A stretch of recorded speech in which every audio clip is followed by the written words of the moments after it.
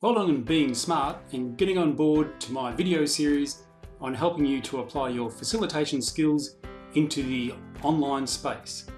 This is the first of a 5-part series, and it's going to give you a framework that you can take away, use and apply.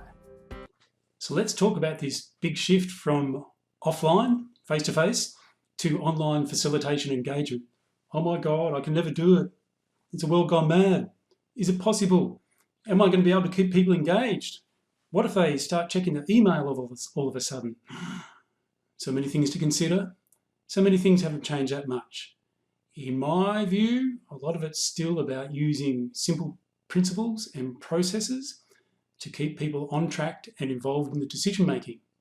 So what I want to share with you now is a framework I found particularly useful in helping us to do that. It comes from the work of a fellow called Sam Kaner, K-A-N-E-R, from San Francisco. I've done some training with Sam, and he's got some really wonderful and valuable and easy to apply processes. So the first one we're going to start with is talking about his use of what I call like a triangle of facilitation. And it's really about what is the role of a facilitator with a group, whether it be in the online environment that we're in now or in the face-to-face environment. And Sam's model talks about our role is to help groups in 3 ways.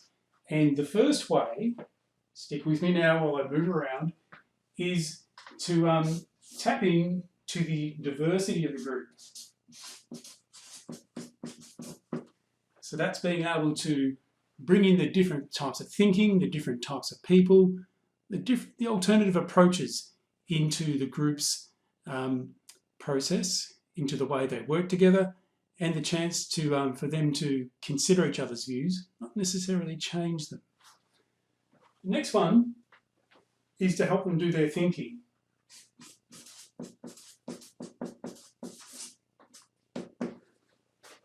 When I started out as a bright, shiny, idealistic facilitator, when I had a big afro, I thought everything, I'm going to be ready for an F-bomb here. Ready? I thought everything had to be fun. Yeah, fun. Everything had to be exciting, movement, joy, makes something happen quick. There, look, there's an albatross. Oh my God. And I soon realised that just annoyed the crap out of people.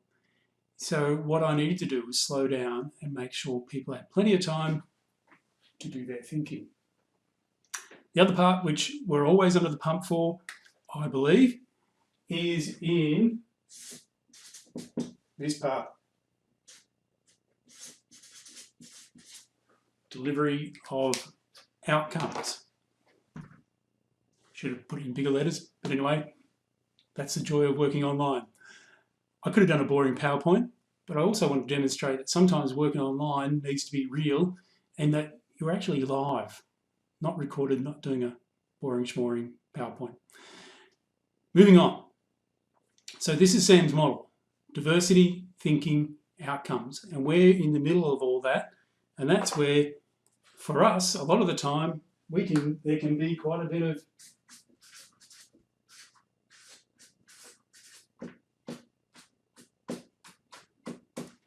tension going on, because we're trying to manage all those 3. So it got me thinking about, well, how do I do this in an online environment?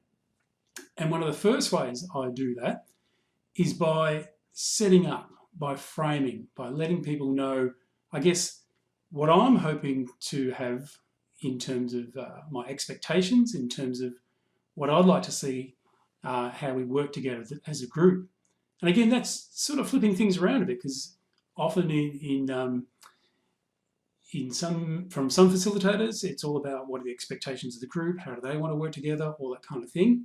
For me, I like to put together, to start off with, well, can we actually work together? Because if they're not going to work the way I like working, it's not going to end well. I know this sounds like the Antichrist, but we're just going to have to run with this. A useful model for me to frame how a group works together, which I think really contributes to the diversity component, is this next one. I really don't know who authored this in the first place, but I love it. That reveals a lot. Blue line. The model is called the above the line model. And when we're above the line model, or when we're being above the line, We're being responsible for our thoughts, actions and behaviours. So it's all about responsibility.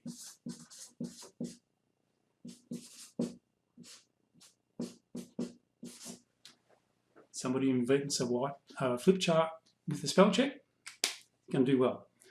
Responsibility is being above the line, and that's about being responsible for your thoughts, actions and behaviours when you're working with others, even when you're working on your own.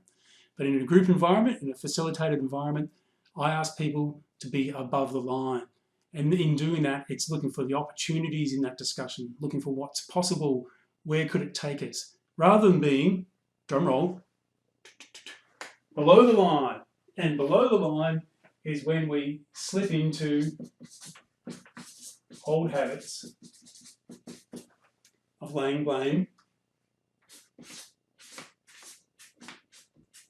and justifying stuff we've done. And usually it's just justifying stuff we've done in the past. I was on a workshop just the other day, some stakeholder engagement, and again the stories come out about the things the government didn't do.